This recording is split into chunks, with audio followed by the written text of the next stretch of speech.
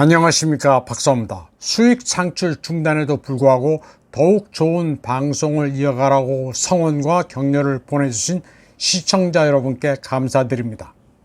이번 방송에서는 블라디보스톡에서 열린 동방경제포럼에서 가장 화제가 된 뉴스를 소개해 드리겠습니다. 블라디미르 푸틴 러시아 대통령은 미 대선에서 누구를 선호하느냐는 러시아 사람이 아니라 결국 미국 유권자가 결정하게 될 것이라고 말했습니다. 푸틴 대통령은 그러면서 자신이 이미 밝힌 바 있듯이 바이든 씨를 선호했다고 말했습니다. 그러나 그가 이미 경선에서 물러났고 바이든이 지지자들에게 해리스 여사를 밀 것을 권유한 만큼 우리도 해리스를 지지할 것이라고 말했습니다. 푸틴 대통령이 이런 말을 하는 순간 관중석에 있던 마리아 자하로바가 박장대소를 합니다. 대통령이 어쩌면 저리 재치 있는 말을 하나 하는 표정입니다. 물론 투표권은 없지만 푸틴 대통령은 미 대선에서 카말라 해리스를 지지한다고 말했습니다. 푸틴 대통령은 트럼프가 그 어느 미 대통령보다도 러시아에 대해 더 많은 제재 조치를 취했다고 말했습니다. 그러면서 카말라 해리스가 미 대선에서 이기기를 바란다고 했습니다. 푸틴 대통령은 카말라 해리스를 선호하는 이유로 그녀의 표현력 높고 전염성 있는 웃음을 들었습니다. 그는 또 예전에 조 바이든을 선호하는 이유로 그가 좀 더 예측 가능한 올드스쿨 정치인이기 때문이라고도 설명했습니다. 푸틴 대통령은 미 대선 후보에 대한 함화평을 하면서도 결정은 전적으로 미국민에게 달려있다는 점을 강조했습니다.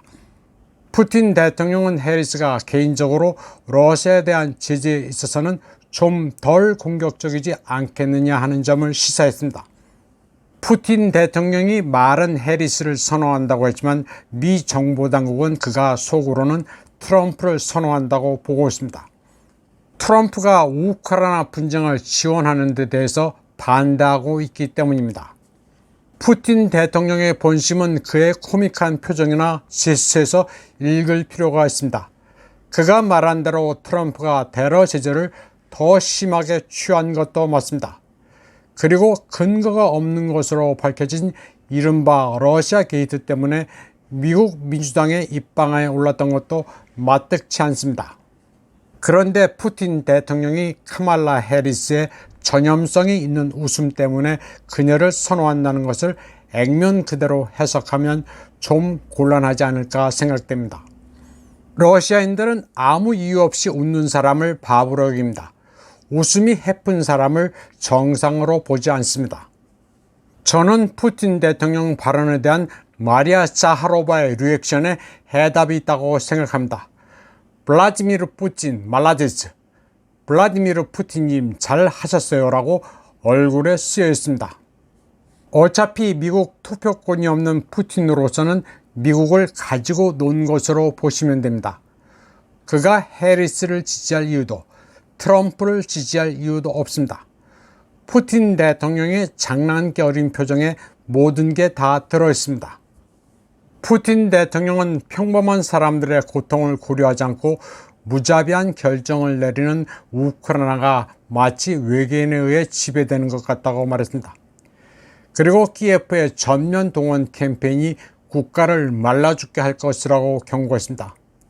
그는 우크라이나 분쟁 초기 이스탄불 회담에서 우크라이나의 중립화를 바탕으로 한 평화협정이 체결될 뻔했지만 러시아의 전략적 패배를 갈망하는 서방의 개입으로 불발됐다고 회고했습니다.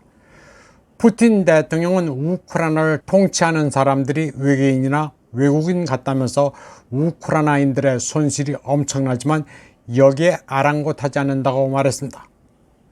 그는 키예프의 남은 선택은 징집 연령을 다시 낮추는 것이라면서 독일 나치가 히틀러 청소년단을 만든 것처럼 다음 단계는 학생을 징집해 나라를 말라 죽게 하는 것이라고 말했습니다.